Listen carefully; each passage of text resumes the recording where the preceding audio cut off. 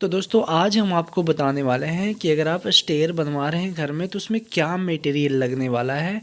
जैसे कि easily calculate कैसे उसे कर सकते हैं, लाइक सीमेंट की बोरी कितनी लगेगी, सैंड कितनी लगेगी और गिट्टी कितनी लगेगी। ठीक है, तो ये वीडियो बेसिकली सबके लिए होने वाली है जो एज अ साइट इंजीनियर के तौर पे फ्रेशर हैं और वो जॉब कर रहे हैं, तो उनके लिए भी ये काफ़ी वीडियो अच्छी होने वाली है। और जो नई नई घर बनवा रहे हैं और उनको पता करना है कि हमें स्टेयर में कितनी कंक्रीट लगेगी, उनके लिए भी ये वीडियो बेस्ट होने वाली है। तो वीडियो में बन रहे, वीडियो ज़्यादा लॉन्ग नहीं होने वाली है, बस 5 मिनट का वीडियो में आपको बहुत कुछ इसमें सीखने के लिए मिलने वाला है। ठीक है, तो चलिए चलते हैं डायरेक्ट हम वर्बली कैलकुलेशन की तरफ और आपको सारा चीज़ बताते हैं कि मतलब कैसे किस तरह से फाइंड किया जाता है। ठीक है, तो चलिए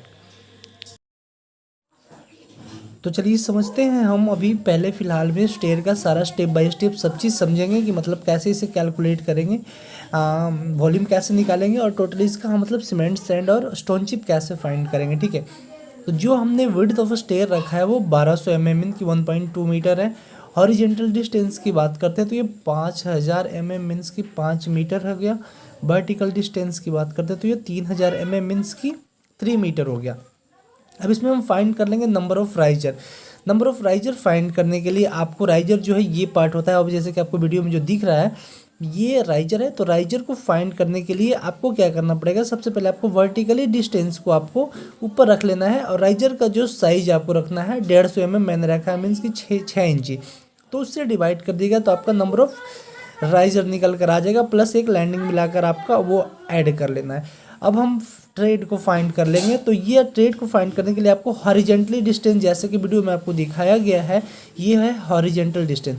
हॉरिजेंटल डिस्टेंस 5000 mm है और जो हमने ट्रेड का जो साइज रखा है वो जो वीडियो में दिख रहा है वो आपका 250 mm ट्रेड का साइज है। तो 5000 से 250 से डिवाइड कर देंगे तो 20 नंबर ऑफ ट्रेड आ जाएगा विथ लैंडिंग मिलाकर। तो 21 ये हो गया आपका राइजर और ट्रेड 20 हो गया। अब वेस्ट की बात करते हैं तो वेस्ट जो है, जैसे कि आपको जो पिक में दिख रहा है इमेज में, इसे वेस्ट बोला जाता है। तो इसको हम कैलकुलेट कर लेते हैं। पहले इसको कैलकुलेट करने के लिए आपको horizontally distance plus vertical distance को रूट अंडर स्क्वायर करके आपका ये वेस्ट का वैल्यू आ जाता है। ठीक है, तो वैल्यू इसको अगर कैलकुलेट करते हैं तो 5830 mm आपका वेस्ट का वैल्यू आ गया। अब इसी तरह से हम वॉल्यूम को फाइंड कर लेंगे। वेस्ट का वॉल्यूम जो है वो ये, जैसे कि आपको जो इमेज में दिख रहा है, इस वॉल्यूम को पहले फाइंड कर लेंगे लेंथ विड्थ और हाइट से को मल्टीप्लाई करके। तो लेंथ जो हमने सारे डायमेंशंस को मीटर में हमने कर लिया, लेंथ जो है 5.830 मीटर हो गया, क्योंकि वॉल्यूम जो हमारा क्यूबिक मीटर में आएगा तो इसलिए हमने सारे डायमेंशंस को मीटर में कर लिया। विड्थ जो है 1.2 मीटर, जिसको कि 1200 विड्थ था स्टेयर का, तो 1.2 मीटर हो जाएगा मीटर में। और इसका हाइट जो है, जैसे कि हाइट जो वेस्ट का है 6 इंची रखे हम कि 150 mm, तो अगर मीटर में कन्वर्ट करें तो 0.15 मीटर आ जाएगा। ये तीनों वैल्यू को कैलकुलेट करते तो 1.049 क्यूबिक मीटर आपका निकल कर आ गया वेस्ट का वॉल्यूम। अब वॉल्यूम फाइंड करेंगे एक स्टेप ट्रेड का। ठीक है, तो ट्रेड का फाइंड करने के लिए आपको जैसे कि जो इमेज में दिख रहा है half into width into height into width कर लेंगे। तो ये जो आपका विड्थ है 250 mm का हमने जो रखा है वो ट्रेड है। तो अगर मीटर में कन्वर्ट करते हैं तो 0.250 मीटर हो जाता है। हाइट जो है वो राइजर का 150 mm था, तो अगर मीटर में करते हैं तो 0.150 हो जाएगा। और 1.2 मीटर इसका विड्थ था स्टेयर का, जैसे कि पहले मैंने वैल्यू में बता दिया था। तो ये आपका 1.2, अगर इसको कैलकुलेट करते हैं तो एक स्टेप आपका निकल कर आ जाता है कितना, 0.0225 क्यूबिक मीटर। अगर नंबर ऑफ थ्रेड की बात करते हैं तो 20 है, तो 20 से अगर मल्टीप्लाई कर देते हैं तो 0.45 क्यूबिक मीटर निकल कर आ गया टोटल नंबर ऑफ थ्रेड का। अभी ये वैल्यू, वेस्ट का वैल्यू और ये थ्रेड का वैल्यू, दोनों को हम ऐड कर देंगे तो आपका आ जाएगा 1.5 क्यूबिक मीटर टोटल कॉन्क्रीट निकल कर आ गया। अब इसी तरह से हम सीमेंट को, सैंड और स्टोन चिप को फाइंड कर लेंगे for M20 grade of concrete के हिसाब से। जैसे कि M20 का जो रेशियो होता है वो 1 पार्ट ऑफ सीमेंट लेना, 1.5 पार्ट सैंड लेना और 3 पार्ट उसका स्टोन चिप लेना।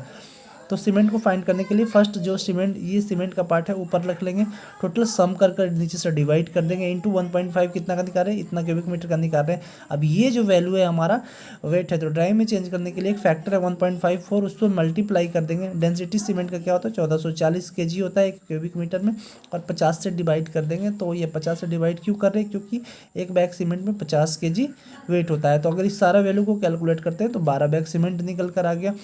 सैंड को इसी तरह से निकाल लेंगे, 1.5 को ऊपर कर कर सम ऑफ टोटल नीचे रहेगा, 1.5 क्यूबिक मीटर के लिए निकाल रहे हैं, फैक्टर से मल्टीप्लाई करके 1500 डेंसिटी होता है 1 क्यूबिक मीटर सैंड का, और 35.347 से डिवाइड करेंगे, क्यों, क्योंकि ये केजी को CFT में चेंज करता है, तो ये वैल्यू से डिवाइड कर देंगे तो 27 CFT निकल कर आ गया।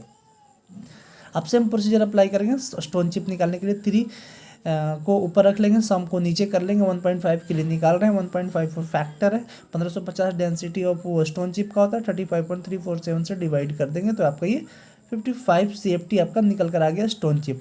तो अगर आप ये जिसका तो अगर आप विड्थ स्टेयर का जो विड्थ 1200 mm है, horizontally distance 5000 mm, vertical distance 3000 mm है, तो इस टाइप से अगर आप स्टेयर बनाते हैं तो आपका इतना 12 बैग सीमेंट, 27 सेफ्टी सैंड और 55 सेफ्टी स्टोन चिप इसमें लगेगा। वीडियो कैसी लगी हमें कमेंट में जरूर बताइए, और इसी तरह से कंस्ट्रक्शन या फिर सिविल इंजीनियरिंग से रिलेटेड हमेशा वीडियो चाहिए तो आप हमारी चैनल सब्सक्राइब कर सकते हैं और वीडियो को लाइक कर सकते हैं। Thank you for watching, take care, bye bye, खुश रहिए, खुशहाल रहिए, सीखिए और दूसरों को सिखाते रहिए।